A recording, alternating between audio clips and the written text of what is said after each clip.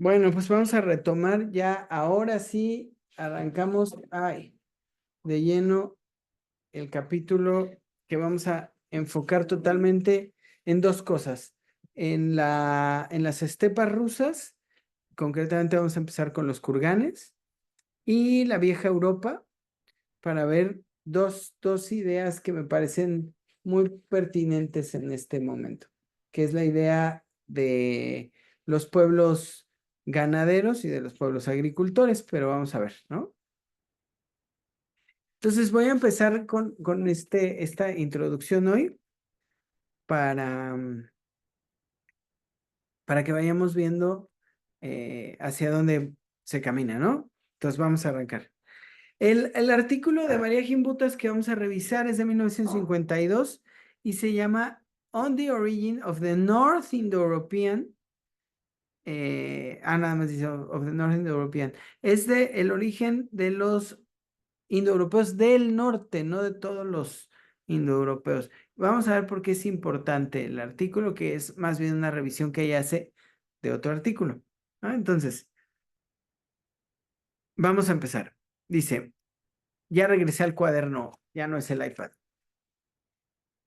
En el artículo que vamos a revisar, el inicio será dedicado a revisar una tesis de Trager y Smith sobre el parentesco entre el indo-hitita, una lengua, y el indoeuropeo, y que suponen estos autores, nuevamente en una tesis lingüística, que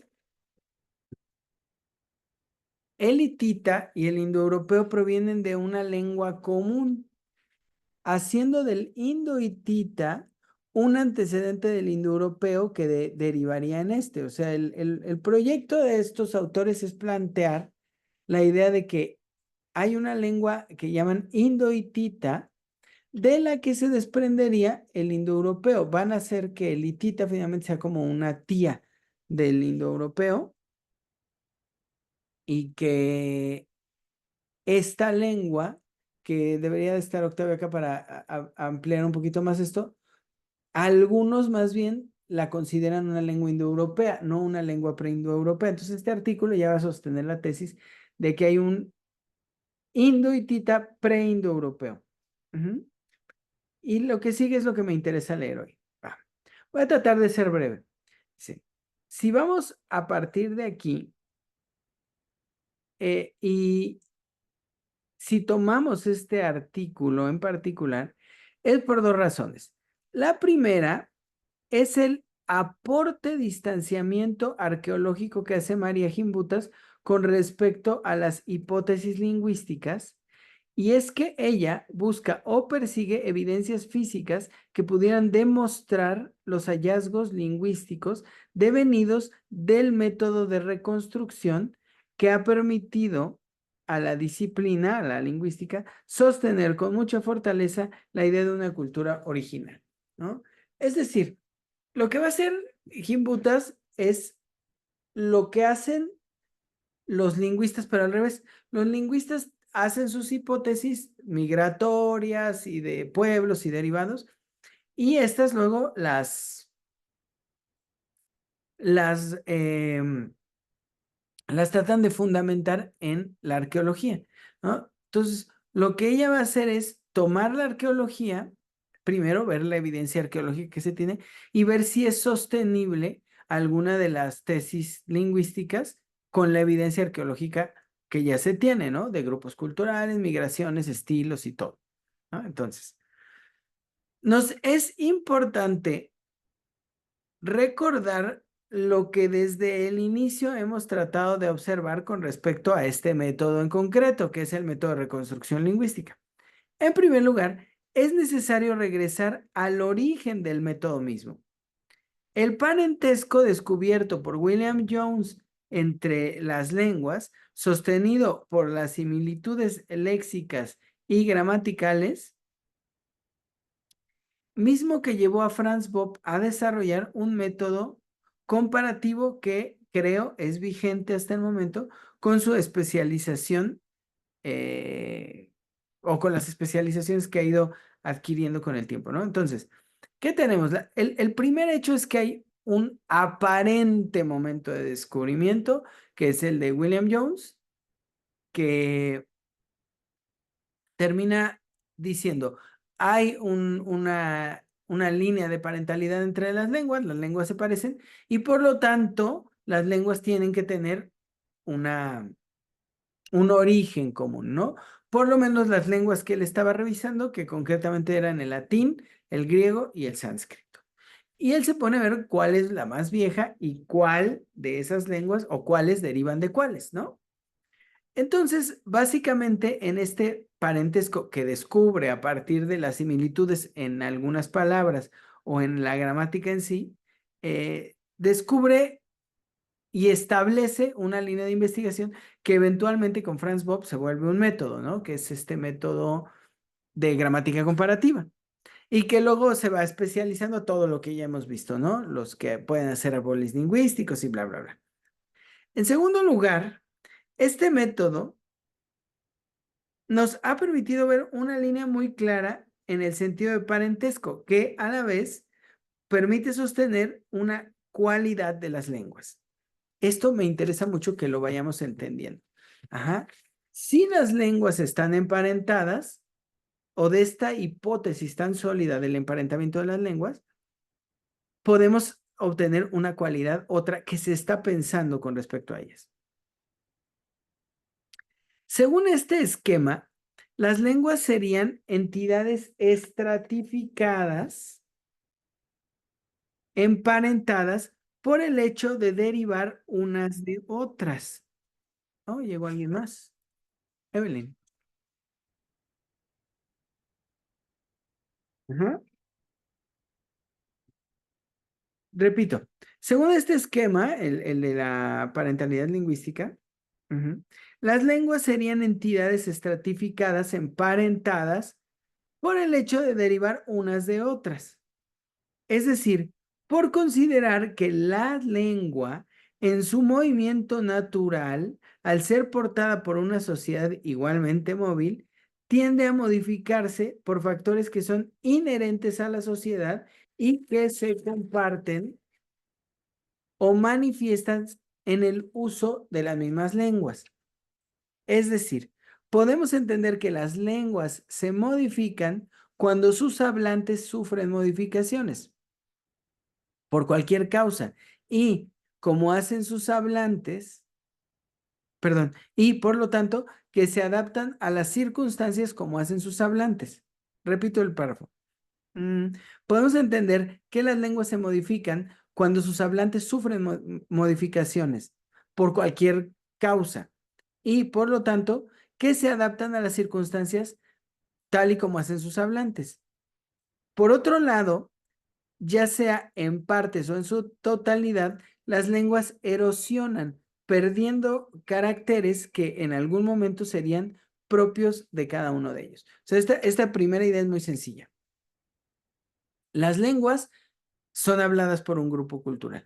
Este grupo cultural sufre modificaciones de cualquier tipo, por el medio ambiente, por intrusión de otros grupos, por un cambio de territorio, migraciones, lo que quieran. Entonces, si estos grupos tienen o en estos grupos se ha desarrollado una lengua concreta, esta lengua va a sufrir las mismas modificaciones que el resto del grupo. Es decir, conforme el grupo se mueva, la lengua se va a mover con ellos. Y esto nos lanza a ver estas dos cualidades. Primero, que la lengua sería, igual que los grupos de humanos, adaptativa, es decir, que iría ajustándose al entorno, ¿no? O desarrollándose de acuerdo a las circunstancias.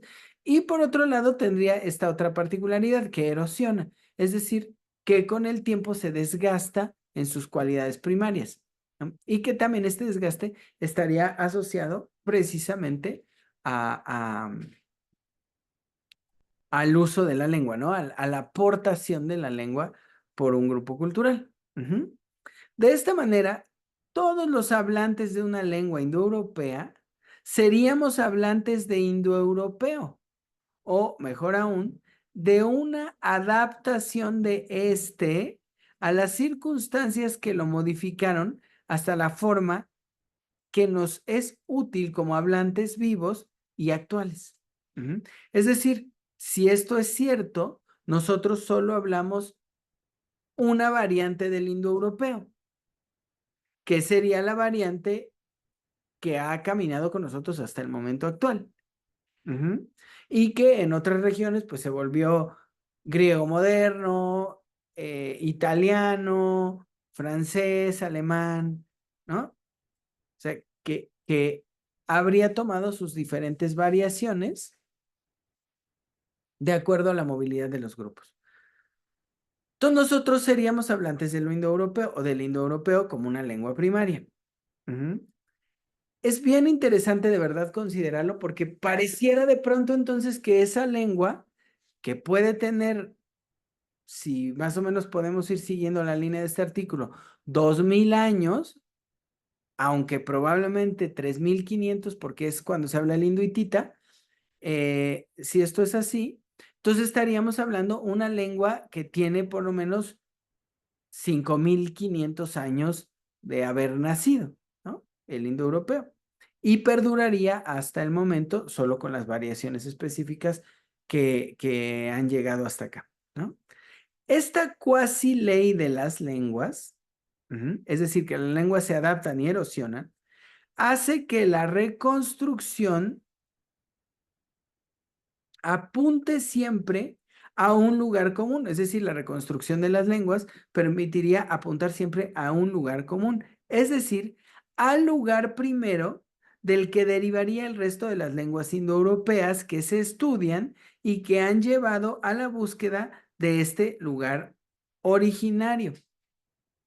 Lo que nos lleva a una serie de debates y, por lo tanto, de otras tesis importantes. Pero entonces, si esto fuera como nos han enseñado los lingüistas, entonces lo que hacemos es correr en reversa nuestras lenguas para ir viendo los lugares comunes y quitando las peculiaridades, las adquisiciones posteriores, y entonces podríamos hablar de la reconstrucción de una lengua común que aquí se llama indoeuropeo. Es decir, que este método solo permite pensar en un lugar común. ¿Sí me explico? O sea, que toma la gama de lo que hay y nos lleva a un árbol bueno, a las ramificaciones de un árbol que termina en un tronco absoluto, que sería lo indoeuropeo. Pero no sé si recuerden el artículo que habíamos revisado con Octavio, que da una brutalidad de información distinta.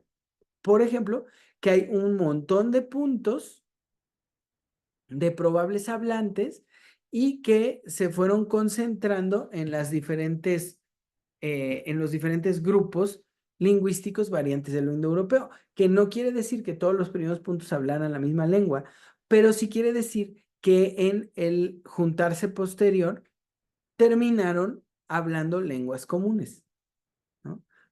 Hay que entender qué pasó. No, no es como que haya nacido en la posterioridad la posibilidad de indoeuropeo, pero sí es que hay un potencial que no estaba identificado en su totalidad en un grupo y que conforme estos grupos diversos humanos se fueron expandiendo, fueron concretando las diferentes lenguas, pero creo yo con lo que he venido diciendo en los últimos meses, que es más por una potencia que por una expansión de una cualidad, ¿no? Pero voy a seguir. ¿Qué lengua derivaría de qué lengua? ¿Y cómo establecer cuál de todas es primero? ¿Y cuáles derivan independientemente de cada nuevo espacio de variaciones?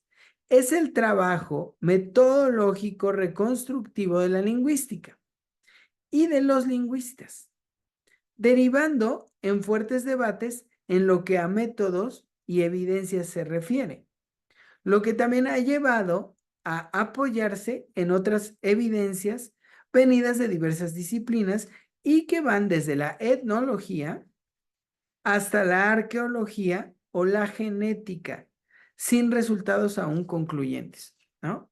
Vamos a ver. Los primeros debates tenían que ver con cuál era la primera lengua y cuáles venían de esa primera lengua, ¿no? Como no lograron decir cuál de las existentes era más vieja, lo que hicieron fue reconstruir la lengua que hipotéticamente sería la más antigua, que es el indoeuropeo.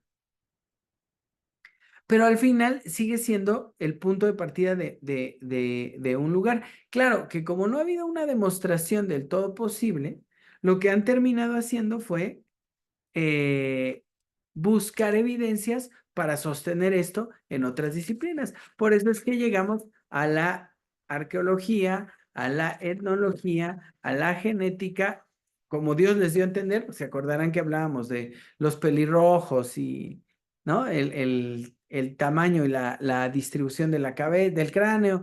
Bueno, todo esto finalmente nos lleva a la idea de que se puede evidenciar este grupo primario o esta lengua primaria en lo que se tiene, ¿no? Y que hasta el momento tampoco hemos logrado demostrar o tampoco han logrado demostrar los lingüistas arqueólogos para nosotros. Seguimos. Desde luego que este debate llevó directamente a muchos otros fuera del territorio lingüístico. Eh, sí, sí. Estos debates, ¿no?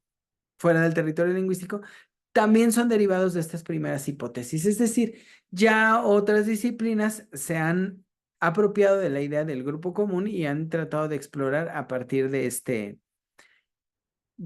este hipotético origen común. Y estas hipótesis pareciera que derivan casi naturalmente de una característica de la lengua tal y como parece concebirse. Ahí va. Esta es otra característica, ¿no? Ya vimos que por un lado se mueve y erosiona, ¿no? Se adapta y erosiona. Bueno, ahora vamos a ver. Por otro, hay emparentamiento de las lenguas porque las lenguas derivan unas de otras.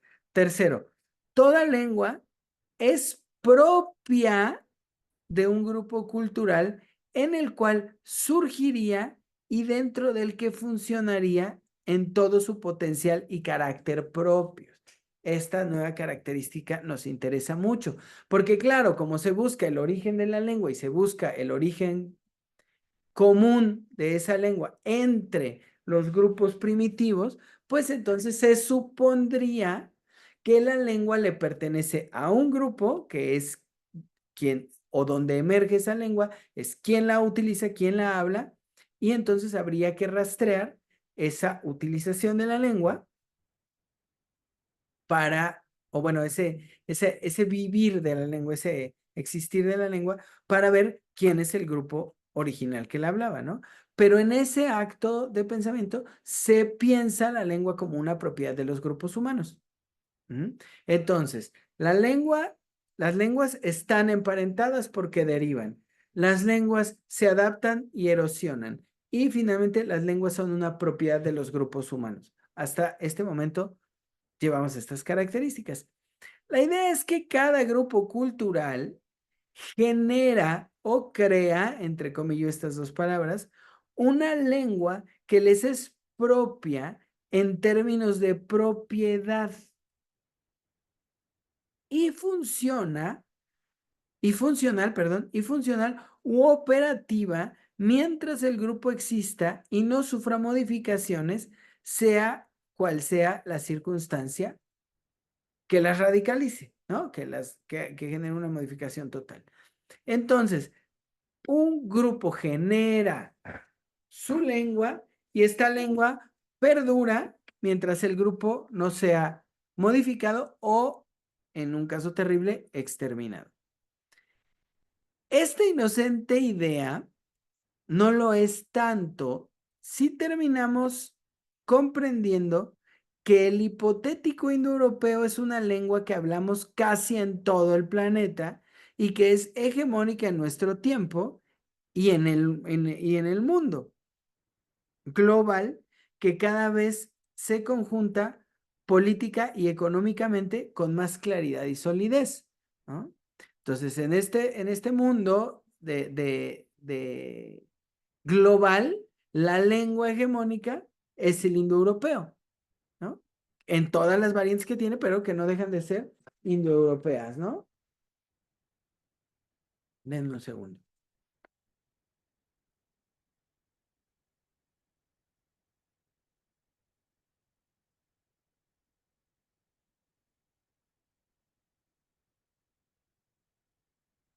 Entonces, la idea es muy interesante. ¿Por qué? Porque pareciera que es como muy inocente buscar el origen común, pero una vez que encontramos el origen común, habríamos de ver que ese origen común nos apunta a un grupo cultural que sería el grupo cultural que se ha expandido lingüísticamente hasta nuestro tiempo. ¿Me explico? Entonces, sigo. La palabra hegemonía hay que retenerla. De esta manera, la palabra hegemonía y la jerarquización natural cobran una importancia en muchos sentidos, principalmente en la construcción identitaria que, como ya dijimos antes, tuvo consecuencias catastróficas en la humanidad, ejemplificadas por los fascismos tan destructivos en el siglo XX y que pareciera perdurar hasta el presente ante nuestros incrédulos ojos, haciendo inverosímil la apabullante realidad respecto a una sólida serie de tesis que ha sido utilizada como argumento ideológico imperialista más que para conocer la esencia probable de lo que nos hace seres humanos. Es decir, en el fondo, esa hegemonía lingüística se vuelve hegemonía cultural y termina siendo pretexto para el imperio de unos grupos sobre los otros. Lamentablemente, decía yo aquí, pues el siglo XX nos dio pruebas terribles, ¿no? Con los fascismos de la primera mitad. Pero el siglo XXI nos volvió a dar exactamente lo mismo, ¿no? Lo que está pasando en Palestina, la transformación en monstruos, ¿no? De los rusos o los ucranianos o bla, bla, bla, ¿no? Los fascismos derechistas tan terribles que están imperando en muchas partes del mundo, incluida América, nos llevan a este catastrófico escenario del que pensamos que ya nos habíamos librado tal vez para siempre, ¿no? Y que sin embargo está aquí y que ha sido sostenido por una idea de hegemonías culturales, hegemonías lingüísticas, hegemonías genéticas, ¿no? Y finalmente de la hegemonía de un grupo cultural sobre todos los demás. Entonces, eso que pensábamos que no era tan maligno, pues ahora podemos ver que sí. Así que esta búsqueda le ha llevado a la lingüística comparativa y a sus teóricos, perdónenme, es que de pronto escribo muy rápido y no me entiendo yo mismo.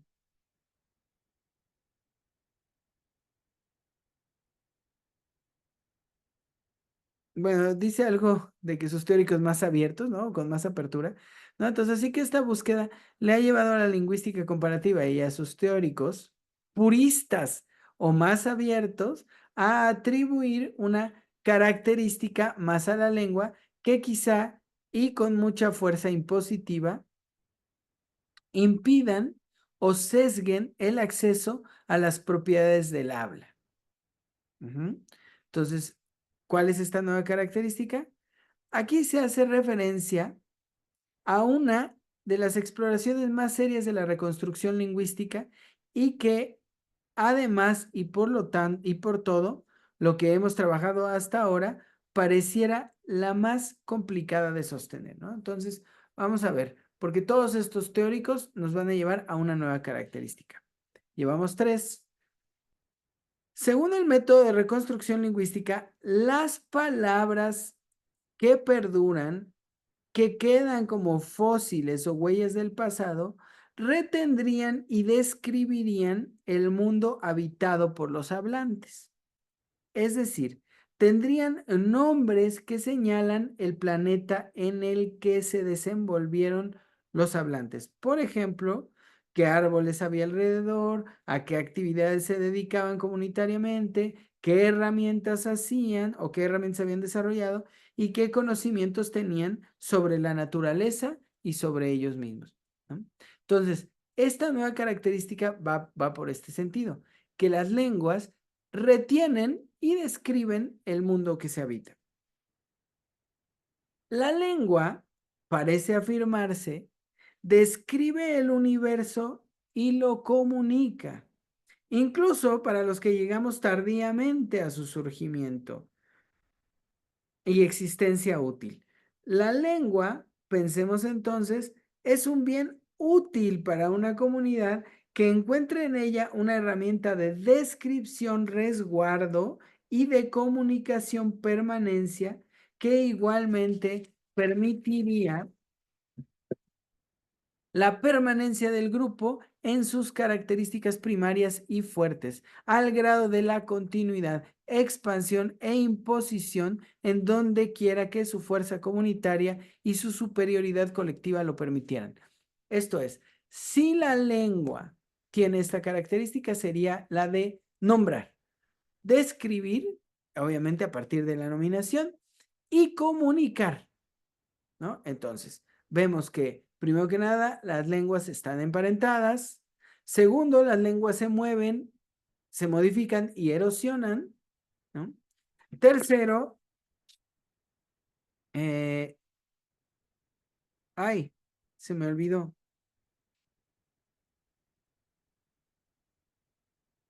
Mm, mm.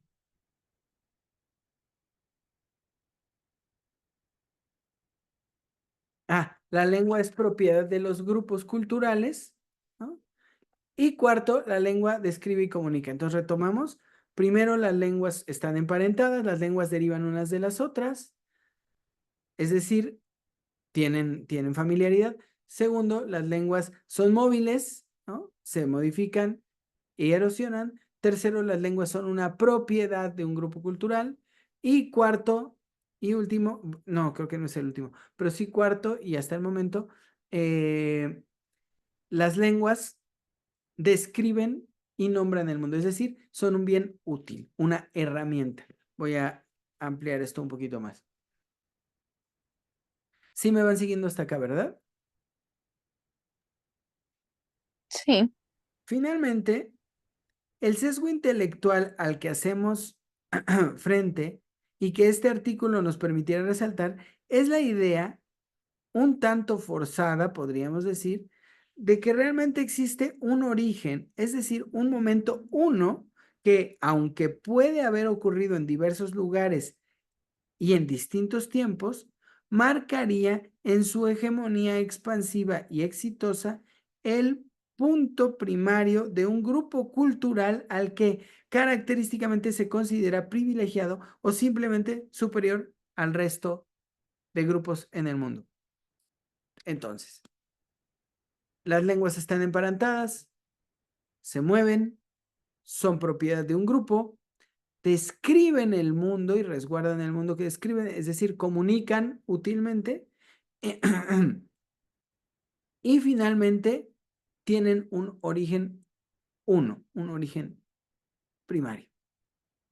Están originadas. Van a ver por qué esto se opone a la tesis última que estaba yo planteando, que lejos de haber un origen, hay un momento de concreción, un momento en el que se concretan las cosas. ¿No? No es lo mismo decir que hay un terreno de lo posible que se concreta con el carácter de un grupo específico, a decir que hay un origen primario, que podría ser 4, 5, 6 días, los que quieran, pero que ese origen se expande y elimina a los otros grupos para ser el hegemónico. Entonces, el último punto de lo que piensan los lingüistas en el método que hemos venido describiendo hasta acá es, ahora en retrospectiva, lo vamos a ver así, hay un momento en el que en un grupo cultural se origina una lengua que funciona para describir el mundo, para comunicarse entre ellos y que en la medida en la que ellos se expanden, ocupa cada vez más espacios, varía por la migración, varía por el paso del tiempo, varía por las peculiaridades de cada grupo o de cada subgrupo que se deriva del primero o de los cruces con otros grupos y termina siendo finalmente una propiedad que refleja las características específicas de ese grupo primario. Lo que estamos diciendo es que todo el método lingüístico que revisamos anteriormente solo está ahí mostrándonos una idea súper extraña, que es que hubo una lengua primera que le perteneció a un grupo que hoy domina todo el mundo. ¿Sí me explico hasta acá? Entonces, todas estas características, fíjense que no son características totalmente que apunten a la lingüística, sino que son características que apuntan a la idea de un origen único, de un momento de génesis absoluto, de un grupo súper fuerte que conquistó el planeta Tierra en su totalidad.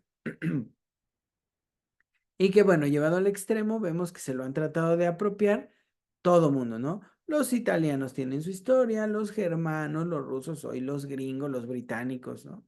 Que se consideran los herederos de esta lengua. Dos.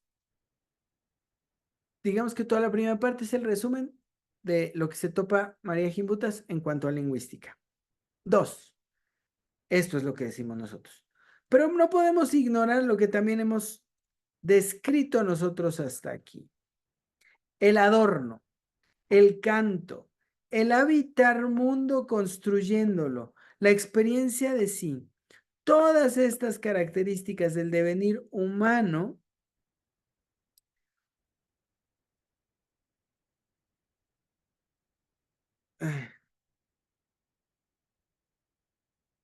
con una forma de concretar una potencia, perdónenme, ¿cómo? Ya, voy a releer todo. Desde aquí. El adorno, el canto, el habitar el mundo construyéndolo, la experiencia de sí, todas estas características del devenir humano como una forma de concretar una potencia atendiendo a su existencia, es decir, ocurriendo como voluntad que se conjunta mientras existe habitando y que perdura en la experiencia misma del habitar el mundo, que se concreta en cada ocasión. Voy a volver a leerlo porque entiendo que el párrafo es complicado. No podemos ignorar también lo que hemos descrito nosotros aquí. Vamos a retomar.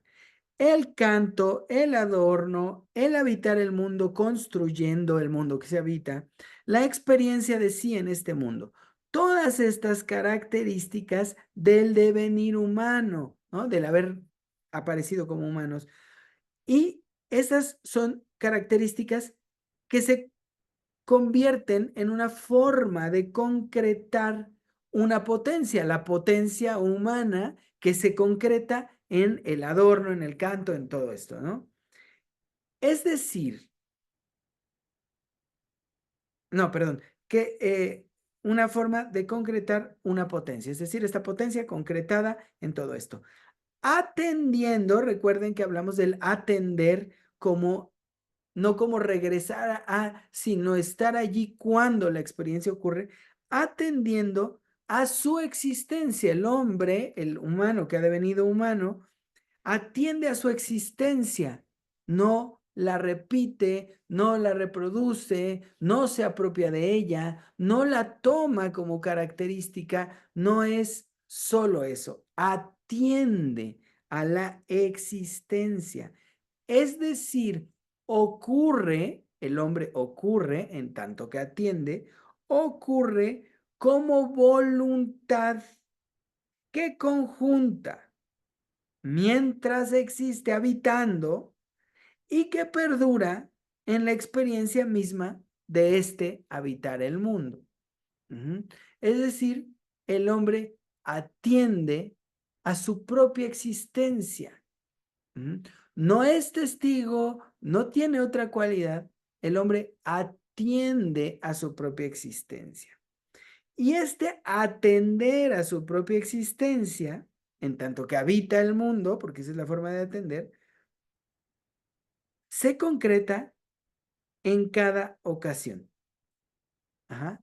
Es decir, en las formas culturales y cada vez que el hombre ocurre en este atender a. Lo que nos deja claro que no somos una continuidad, sino una potencia que llamamos voluntad que atiende a la existencia. Por lo tanto, no todos los seres humanos atienden a la existencia, ¿no? El hecho de ser humanos no nos hace existentes, nos hace potencia de existencia, pero no existencia.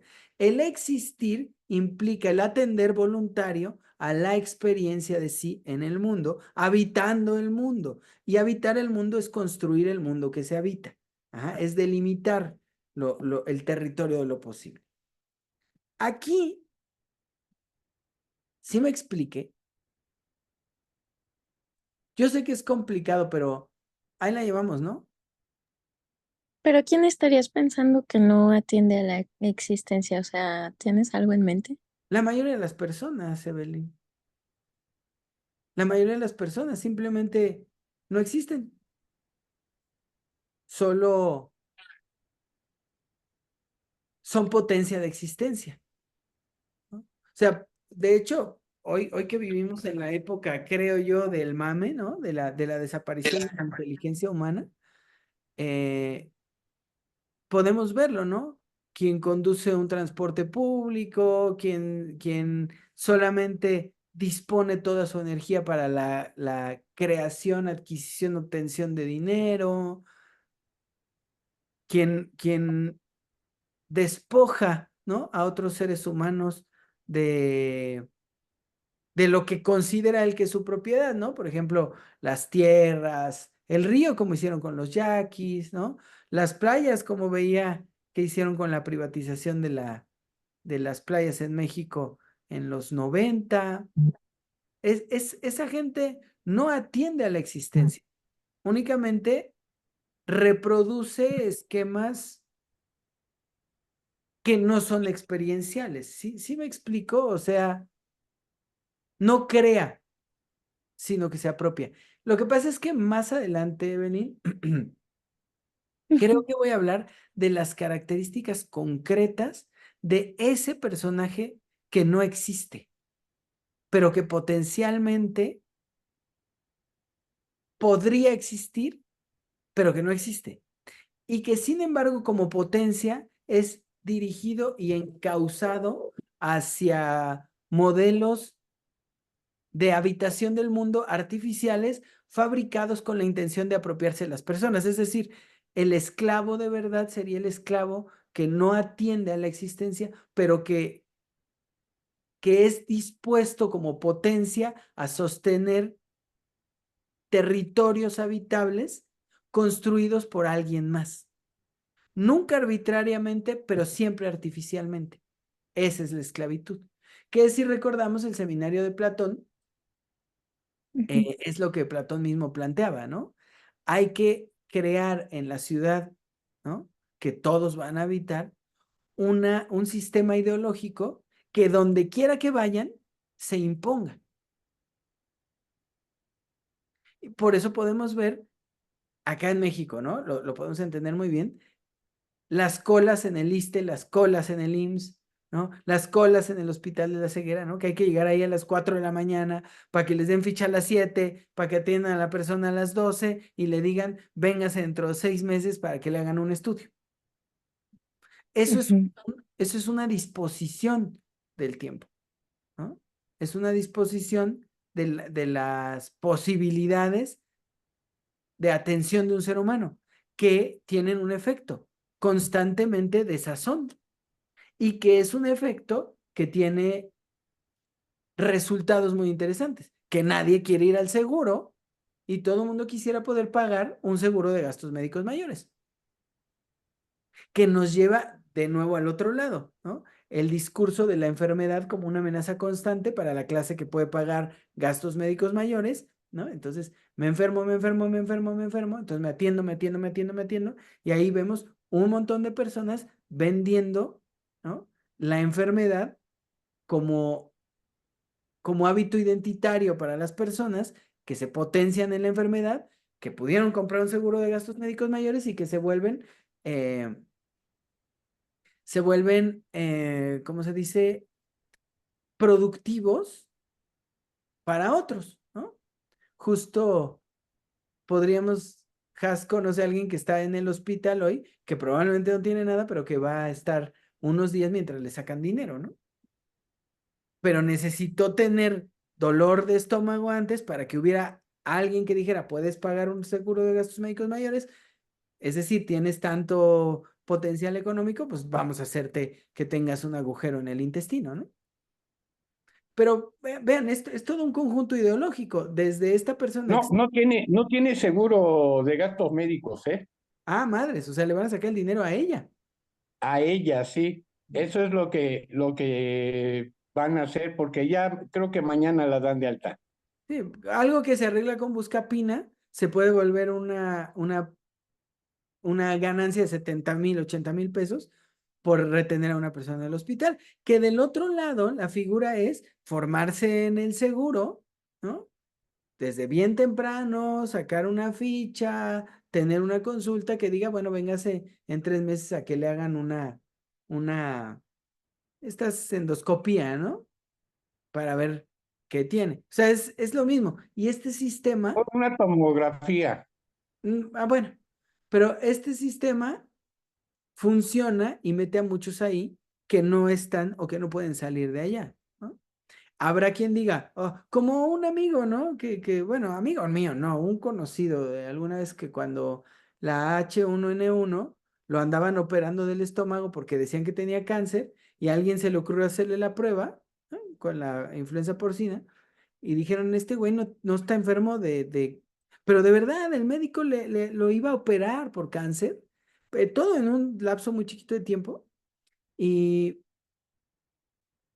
descubren que era H1N1, lo saca, creo que su hermano lo sacó del hospital, porque dijo, esto es una mamada, lo sacó del hospital, lo llevó a otro hospital, lo sacó del privado, lo llevó a otro, vieron que tenía la influenza, se acabó, no tuvo mayor problema, y cuando platicábamos le dije, oye, güey, pero pues demandaste a este cabrón, ¿no? O sea, no solo es negligencia, es algo más grave. Y él me dijo, no, ¿para qué? Y le digo, oye, pues para que no se lo haga alguien más. Y su respuesta fue una mierda, fue, pues pobre pendejo el que no tenga 50,000 pesos para pagarse el ABC, ¿no? Que fue donde lo llevaron después, en la época de la influenza porcina, que fue en los 2009 si no me equivoco, ¿no? Entonces, pensémoslo, todo esto habla de gente que no existe como acontecimiento.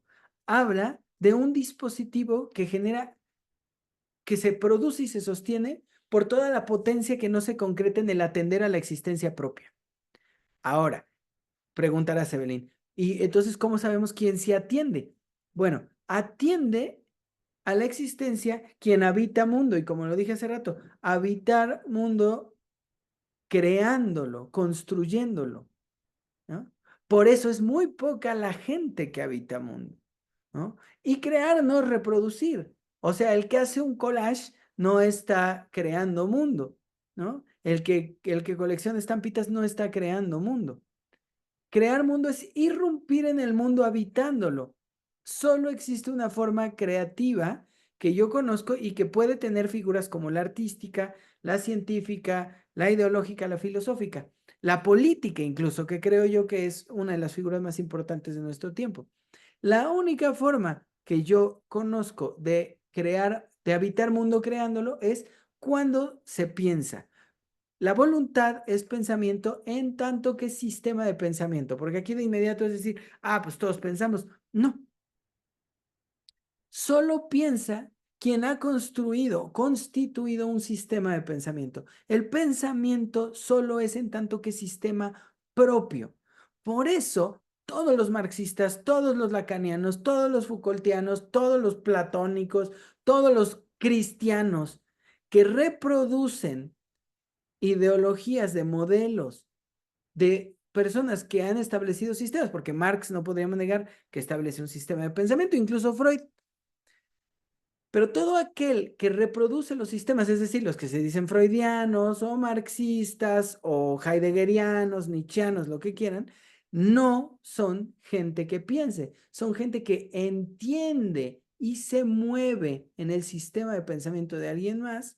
Por eso pueden hablar tan perfectamente igual todos los lacanianos, o los marxistas que hoy están súper de moda, ¿no? Entonces pueden hablar todos igual, pero realmente no construyen un sistema de pensamiento, sino que moran, que no habitan, sino andan ahí morando en el sistema de pensamiento establecido por alguien más. Ahora vamos, y esto nos lleva a una reducción brutal de las personas que atienden a la existencia. Sí, pero, número uno, en colectivo, la experiencia permitía, la experiencia privativa del alimento, lo que hablábamos en las sesiones anteriores con Fraser, en la experiencia se aproximaba todo el grupo comunitario allí.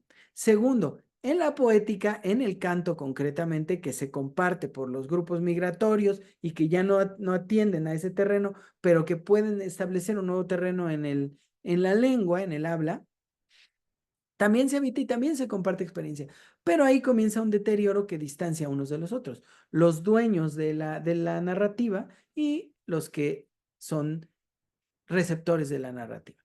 Y ahí todo comienza a complicarse, porque nacen jerarquías, élites, pum, pum, pum. Entonces esto se va haciendo cada vez menor en los dueños de la experiencia y cada vez mayor en los privados de la experiencia. Si combinamos esto con el despojo territorial, es decir, con el quitar a las personas de donde habitan y establecemos la gubernamentalidad como una forma de establecer una ideología apropiativa de la potencia existencial de los seres humanos, entonces tenemos la esclavitud que nosotros conocemos, la esclavitud del alma, que es la privación de la existencia, utilizando el potencial existencial para sostener ideas y permitir, de alguna manera, una producción que ha tenido muchos caminos en la humanidad, ¿no? Las monarquías, el capitalismo, el neoliberalismo y todo eso. Después de esta larga respuesta, Evelyn, no sé si contesté lo que preguntabas. O hasta te fuiste. No, estoy aquí. Aquí estoy. Eh, sí, me cuesta un poco pensarlo así porque siento que pues es muy fuerte delimitar algo así tan, o sea, sí comprendo que habría una distinción y me queda clarísimo y pues también hemos conocido gente que puede rezar cualquier autor, ¿no? O sea, creo que pues también eso fue parte del camino de todos estos años, como aprendimos a ver eso. Sí. Lo que sí sería importante, Evelyn, es que en este punto no hablamos de calidades de persona, sino Mm, hablamos de un potencial humano, que esto sería propio del humano, que nos vendría acompañando y sería derivado de los miles de años de humanización, pero mm, que en cierto sentido habría el despojo de la posibilidad de experiencia de sí. Ajá, entonces no habría calidades de seres humanos, o sea, no es los que sean capaces y los que no, sino que hoy podríamos hablar de los despojados, ¿no? Ahora sí que los desposeídos y aquellos ujú, que no pueden recuperar de lo que fueron despojados, pero que entonces tienen otro camino, que es la resistencia, la lucha, ¿no? Ajá, ujú, que lo hablábamos hace algunas sesiones y decía que creo yo que evidentemente hemos tenido que habitar el individuo, la individuación, que además creo que es el cáncer más fuerte de la humanidad, porque despoja al ujú. hombre de la Sí, comunidad, sí, ¿no? Entonces, hemos sí, tenido que habitar el sí. individuo creando lo sublime para llamar a esa potencia a la proximidad. Voy a tratar de explicarlo así. Hace unos días me topé, todo el mundo ubica a Michael J. Fox, ¿no? El de Volver al Futuro y, y su, Ujú, y su Parkinson tan terrible que tiene, ¿no? Me topé un video de Glastonbury de este año. El video lo titulaban, ya saben, la gente dramática, ¿no? Quiero tocar una vez más en mi vida para miles de personas, ¿no? Y ponen a Chris Martin, el de Coldplay, a decir, no se diga más, ¿no? Y en Glastonbury en este año, Bury, como se diga, eh, Michael J. Fox tocó Fix You. con Coldplay, ¿no? Entonces, uno ve al público y todo el mundo llora, ¿no? No podría decir que es porque les han dicho que hay que llorar. Pareciera que es ante Fix You, maldita canción. Es bien difícil no conmoverse, ¿no? Muy difícil no conmoverse, ¿no? Y este conmover, ser conmovidos, ¿qué es lo que nos queda? Porque se despierta en el niño que está viendo Toy Story y ve que todos los muñecos se agarran de las manos cuando ya se van a quemar, ¿no? Que es lo que, lo que llama, lo que convoca a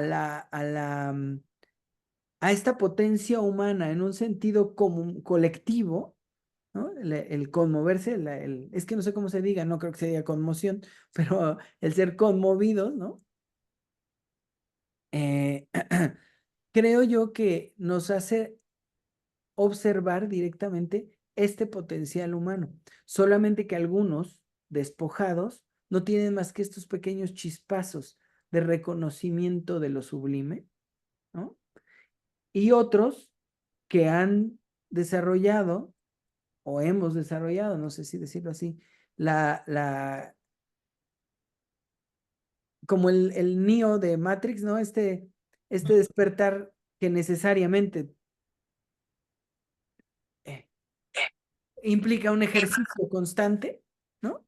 Este despertar que se ejercita en cada momento, que llamamos resistencia y que finalmente lo hemos convertido a veces en crónica, a veces en ciencia, a veces en canto, a veces en... no me gusta la pintura, se me hace que eso ni es arte, pero a veces también en pintura, ¿no? Pero también a veces en el construir un hermoso jardín, ¿no? En el cuidar plantas, frutas y todo eso. Animales en la relación con los perros, con los gatos. Creo que no hay dos calidades de humanos, sino aquellos que hacen el ejercicio de memoria, que es la resistencia constante, ¿no? Tengo mucho tiempo pensando que probablemente después de la resistencia Andrés Manuel pierda toda conciencia de existencia, ¿no? Que se desaparezca, pero no lo sé, tiene la escritura para cuidarse. Pero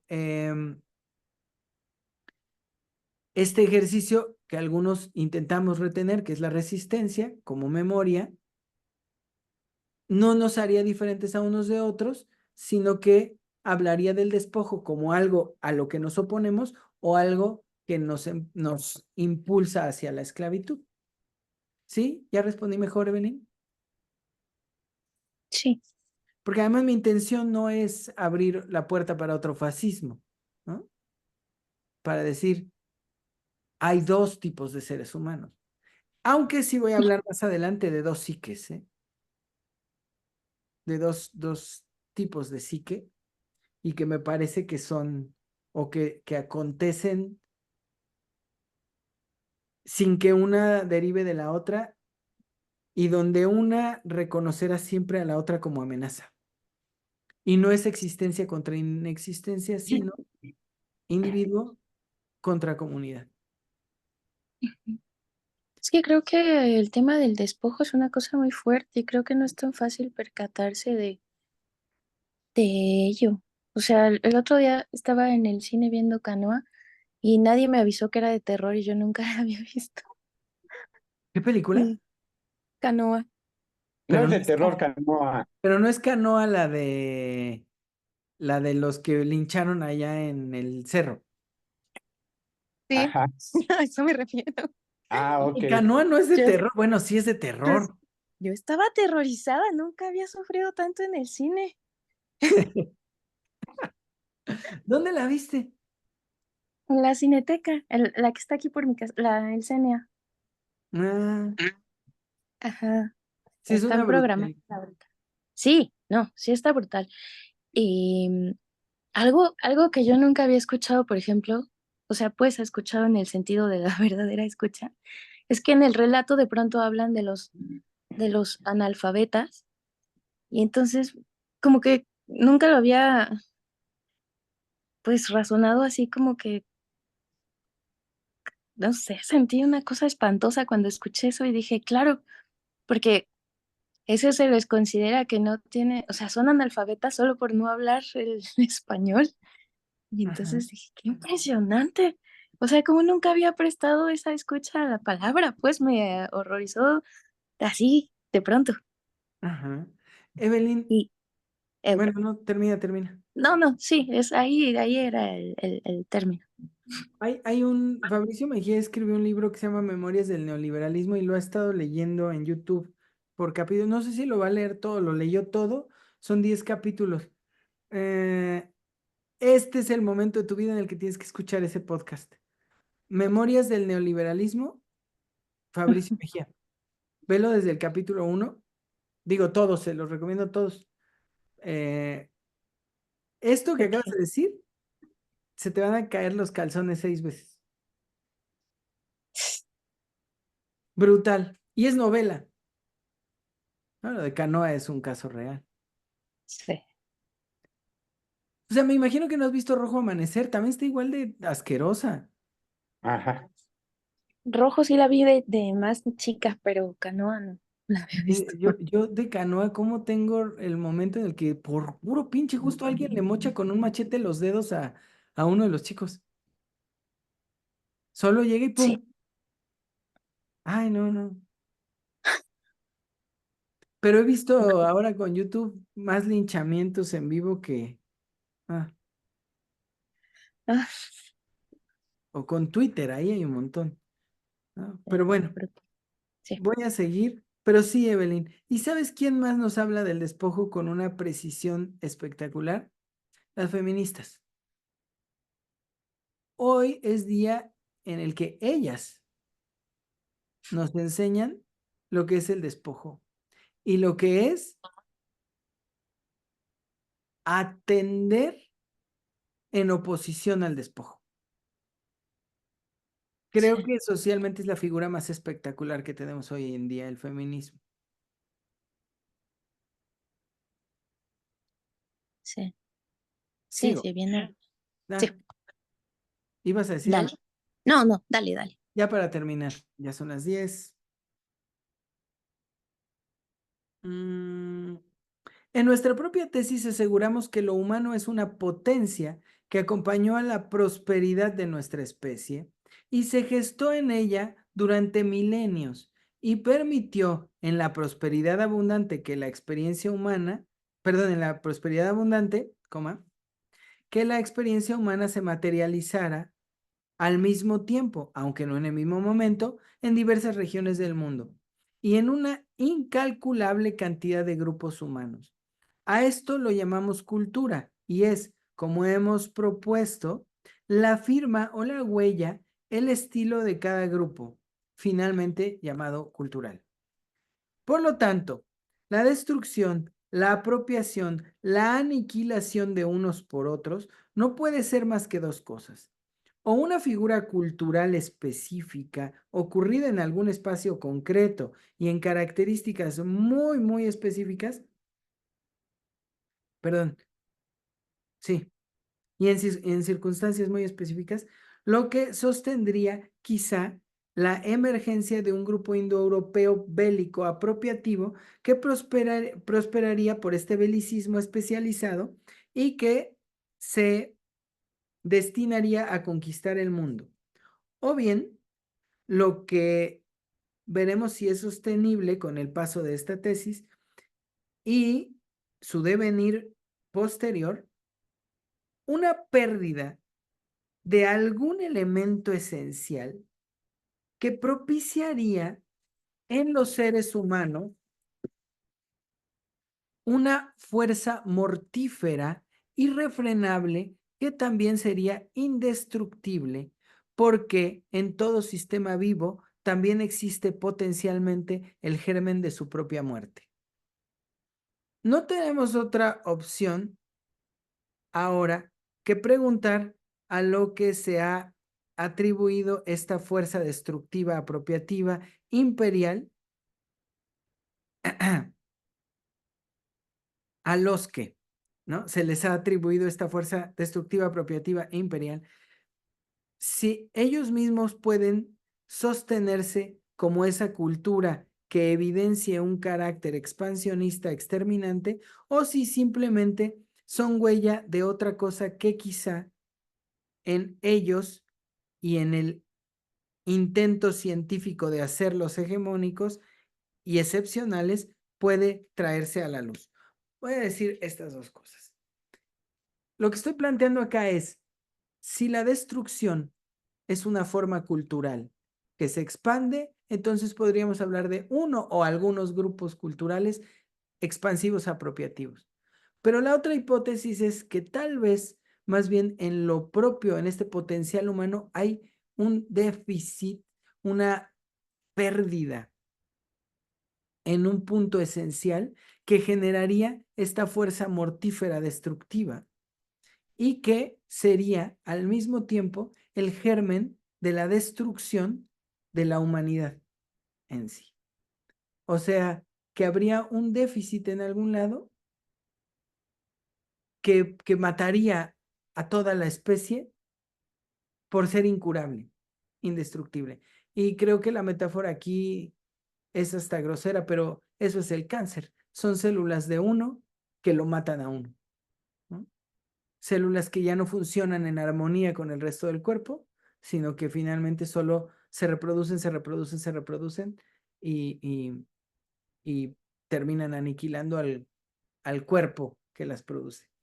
Hace unos días, no sé si decir que tuve la fortuna o la mala suerte de que el veterinario nos mostró un video de un perrito que estaban operando y por fin vi el cáncer físicamente, ¿no? Porque uno dice, ah, el cáncer, ¿no? Justo le iban a quitar el vaso porque tenía un tumorcillo ahí y a la hora que abre al perro, el veterinario muestra, ¿no? Todos los órganos invadidos de cáncer eran como verrugas negras, ¿no? Por todos pero por todos lados, ¿no? Brotes, brotes, brotes, brotes, brotes. Ya eso era imposible, no había nada que hacer. Ya no pudieron despertar al perro, pero fue suficiente para mí para entender esto que les digo ahora, ¿no? Es el germen de nuestra muerte, está en nosotros mismos, ¿no? Y probablemente sería un déficit o más bien una pérdida en lo esencial de lo humano, que además finalmente sería indestructible, porque no sería uno por allá, otro por allá, sino que esto sería recurrente, recurrente, recurrente. Habría existido antes, habría tenido poderes antes y hoy nuevamente es así. Para mí, Benjamín Netanyahu es la historia viva de la que si sobrevivimos se va a hablar, ¿no? En algún tiempo, como el nefasto de Joe Biden, ¿no? Pinche senil, asqueroso, anciano que mandó a aventar misiles a Rusia, eh, pero que algún día se va a hablar de estos como nosotros hablamos de Hitler, ¿no? Como un güey lejano que hizo mucho daño, pues de esto se va a hablar así. Sí sobrevivimos porque ahora hay armas nucleares por todos lados. Con lo que cierro es, vamos a preguntarle en los siguientes días a los indoeuropeos si es que son un grupo bélico destructivo ellos mismos o si son un grupo cultural más que nos revela la potencia humana de la concreción en la cultura y entonces el déficit lo tendríamos que encontrar en otro lado. Pero por hoy es todo. ¿Comentarios?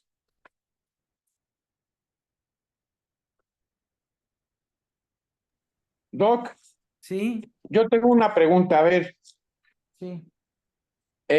hablas de que se piensa, bueno, que esto es el indoeuropeo, es un montón de ramas de un árbol, ¿no? Sí. Y hay un tronco. El tronco son los hititas, el indohitita.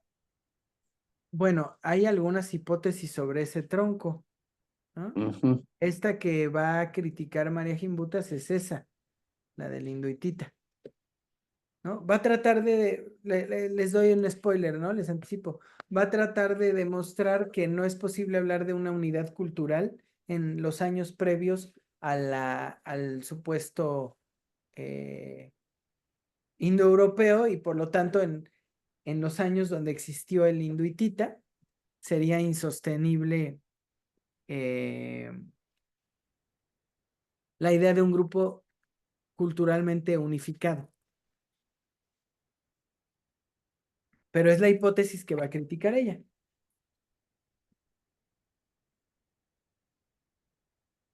Ok, yo tengo aquí algo, voy a estudiarlo. Tengo algo que bajé de la lengua hitita Ajá.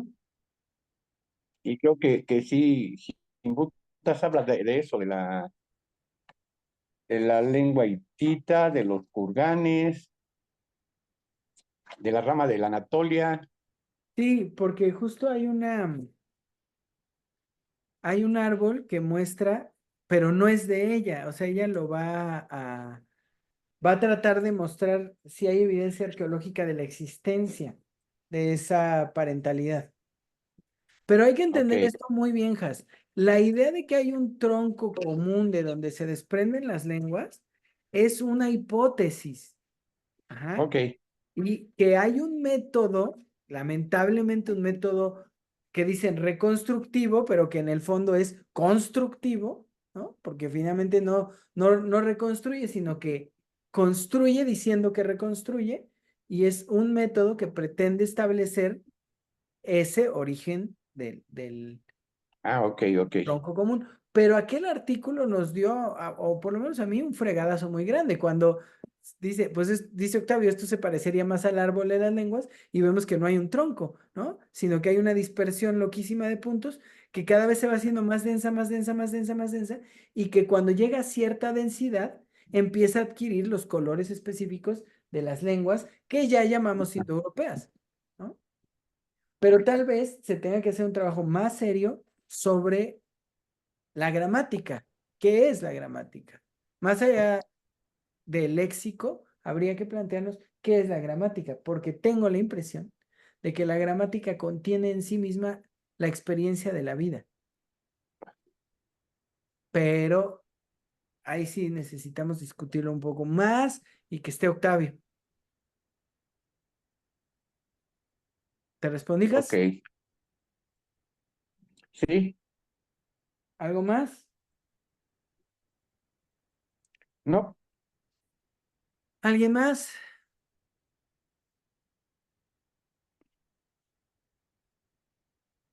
¿Vas a decir algo, Rosaura? Vi que extendiste la mano, pero no te escucho.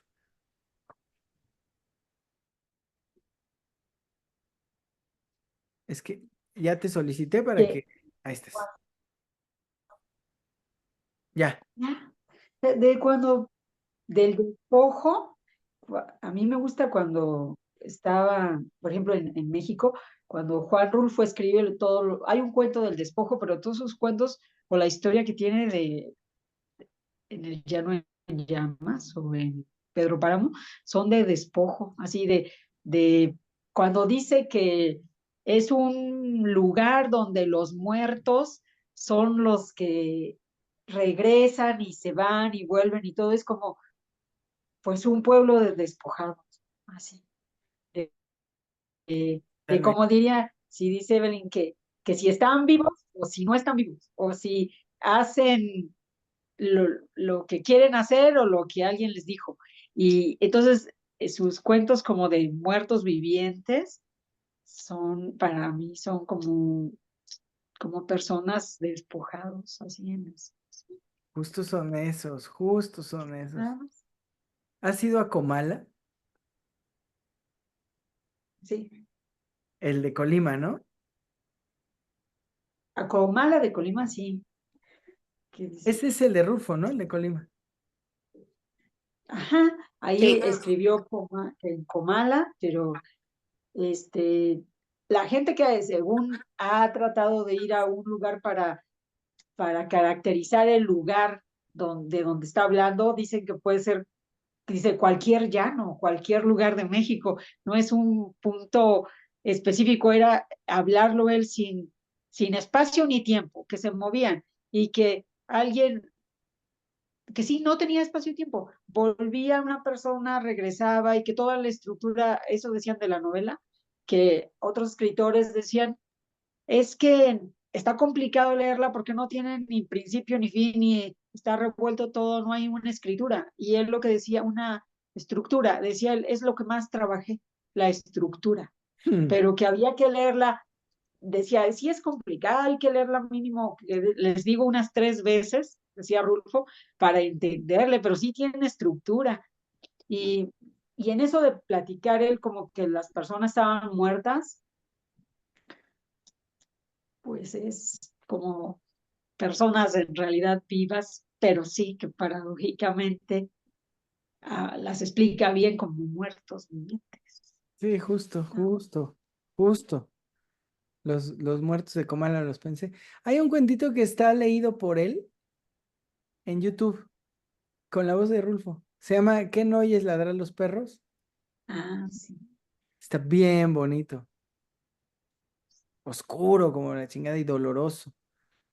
Ahí está si lo quieren ver. ¿Qué no oyes ladrar los perros? En voz de Rulfo. ¿Qué más, Rosaura? Y también es, bueno, yo sí veo bastante, a mí me gustó mucho y yo sí entiendo sobre la potencialidad y sobre la experiencia de habitar. Para mí es como, es cotidiano, ¿eh? O sea, mirar a alguien que sigue, pero sin haberlo experimentado, sin siquiera pensarlo, o creyendo que está vivo, pero sin estarlo. Y estaba una vez buscando hace poquito qué artículos había sobre selección natural en humanos, porque hay mucho así como de en las plantas, en los animales y todo, pero en humanos que somos eso como selección natural en humanos, también se maneja eso entremezclado con lo que dice de que si en un grupo hay unos que por selección natural tenían unas vivencias, experiencias que tienen para selección y que los demás solamente los siguieron, pero que no entienden o no entendemos por qué hacemos eso, que nos colocaba en un punto muy vulnerable. O sea, así como que seguir todos un modelo que no entendíamos, aunque era exitoso para sobrevivir, en un momento en el que cambie el ambiente, eso se vuelve un caos. O sea, es un modelo como se llama caótico, pero que parece que es predecible el comportamiento y que cuando algo de ahí, este, digamos, ya no es como lo habitual, sale de la inercia, se genera un movimiento muy caótico. O sea, si uno como persona en un grupo, en una colectividad, no sabe por qué está haciendo las cosas, cuando cambia ese ambiente controlado, sistema en el que uno se maneja, no hay modo de predecir cómo va a sobrevivir esa colectividad y que eso hace mucha vulnerabilidad. Bueno, mucha. Es como estar caminando en la cuerda floja entre los trapecistas, sí, muchos caminando por ahí sin saber qué, y si un elemento de los cotidianos se rompe, como esto de lo que dice de un cambio a nivel mundial, esa sí hay, bueno, en los modelos estocásticos hay muchas probabilidades de extinción, de las extinciones de la especie, porque cambia el ambiente y porque no estamos sujetos a selección natural, porque lo que hacemos, lo hacemos por imitación, pero no por experiencia. Pero hay poquito, o sea, no hay experimentos así como en los otros animales o en las plantas que se mida, qué es lo que hace que algo sea más adaptado para la vida. En humanos se han hecho poquitos de esos experimentos, pero sí socialmente se sabe que somos muy frágiles ahora, que entre más somos, eh, aumentan las probabilidades de extinción. Nada más.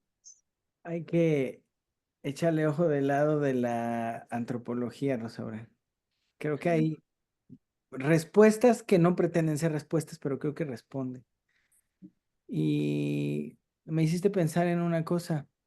Cuando se está cerca de la experiencia primaria, no hay, la imitación solo lleva a la generación de la experiencia. Después la imitación ya no es necesaria porque la experiencia se dio en sí. Pero hay un momento donde eso se pierde.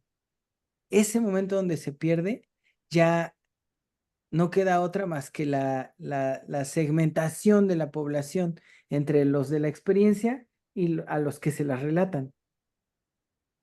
Entonces los que imitan y los que van. Y el problema es que los que van no se van a expandir jamás mucho. Siempre van a ser unos pocos. Pero los que imitan van a ir crece y crece y crece y crece. Y esos son los esclavos.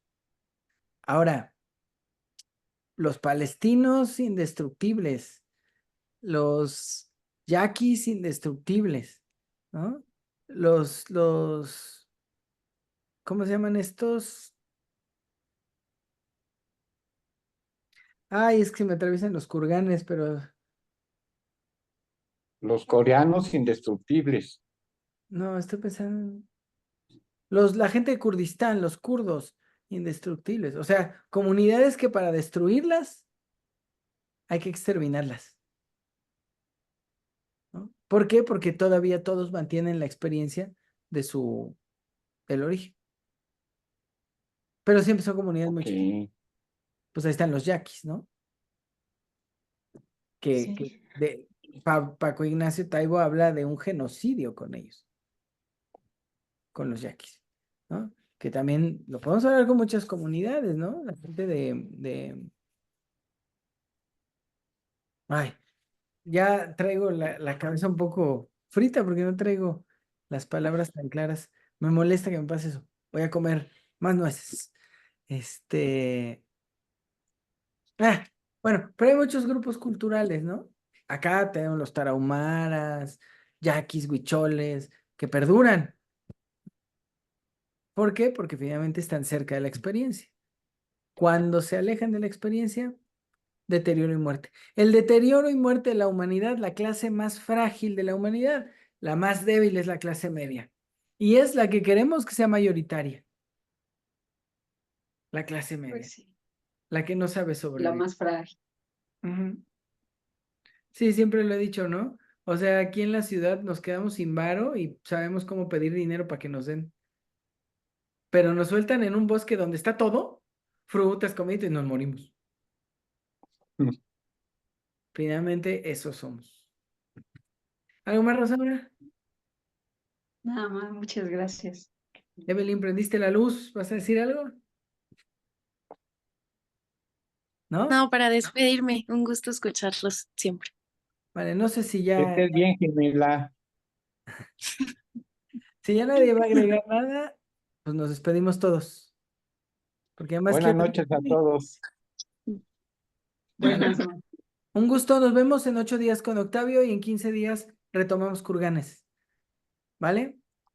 Ok, Cuídense Buenas mucho. descansen. Descansen. Bye. Buenas Bonne noches. nuit, mes amis.